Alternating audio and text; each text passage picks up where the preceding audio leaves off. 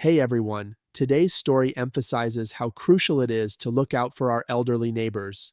This one is about a quick-thinking neighbor who took action when something didn't seem right and ended up saving a life. Let's dive into how it all unfolded and the important lesson it carries for us all.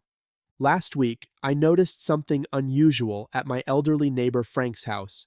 Frank is around 90 years old, a widower, and every day he brings in the newspaper and sits on his porch reading it. But that day, I saw two newspapers in front of his driveway, which was odd. I checked his garage, saw his car still there, and peeked through his windows. It was clear he wasn't home, so I assumed he went out of town for Labor Day. The next day, I saw him back at the house reading his paper, and I mentioned I'd checked on his place. He appreciated that. Fast forward to today, I noticed three newspapers in front of Frank's driveway. Feeling uneasy, I grabbed the papers and brought them to his house, preparing to do my usual routine of checking in on him. This time, though, something was off. His living room window was wide open, and all the lights were on. I glanced in but saw nothing out of the ordinary, and his car was still in the garage. I thought maybe he'd forgotten to close the window and left the lights on for security. Then I went around back and saw the real problem. His back door was wide open, with just the screen latched. Frank may be old, but he's not usually that careless. I immediately called the cops, and they arrived in a minute, small-town perks. We made our way inside and found Frank in his recliner, barely conscious. He hadn't been able to reach his phone for help. It was clear he had been sitting there for 3 days, likely after suffering a stroke. We called an ambulance, and within minutes, he was on his way to the hospital. I found his son Frank Jr.'s contact information and let him know what had happened. After the house was secured, I told myself I'd go back tomorrow to clean up the couch, where he had soiled it after sitting for so long, and then head to the hospital to check on him. Even though they likely won't share much with me since I'm not family, I still want to know how he's doing. The moral of this story? Please, check on your elderly neighbors. If something seems off, trust your gut. It probably is. Thanks for sticking around. If you've had similar experiences or thoughts on looking out for elderly folks in your neighborhood, feel free to drop a comment below.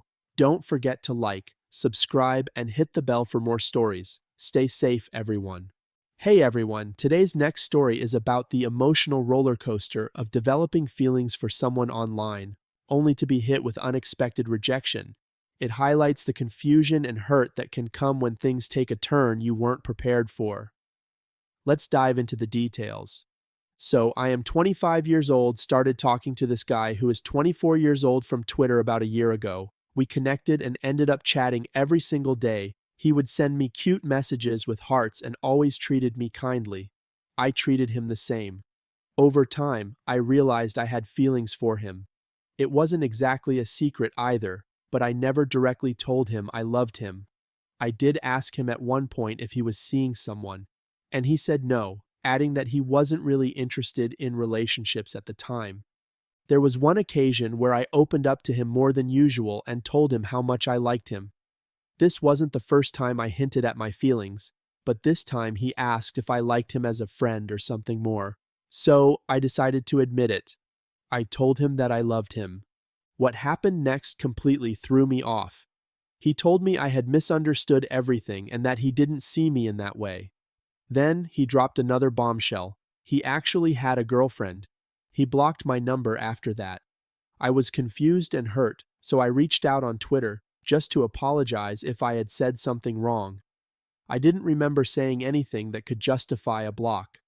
When I messaged him, he responded that he never considered me a good friend and that he was sorry but had to block me again.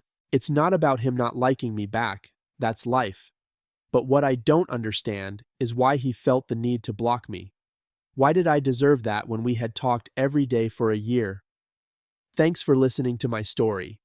Has anyone else been blindsided by someone they thought they were close to? I'd love to hear your thoughts and advice in the comments. Don't forget to like, subscribe, and hit the bell for more stories like this. Take care. Thanks for listening to my story. Has anyone else been blindsided by someone they thought they were close to? I'd love to hear your thoughts and advice in the comments. Don't forget to like, subscribe, and hit the bell for more stories like this. Take care.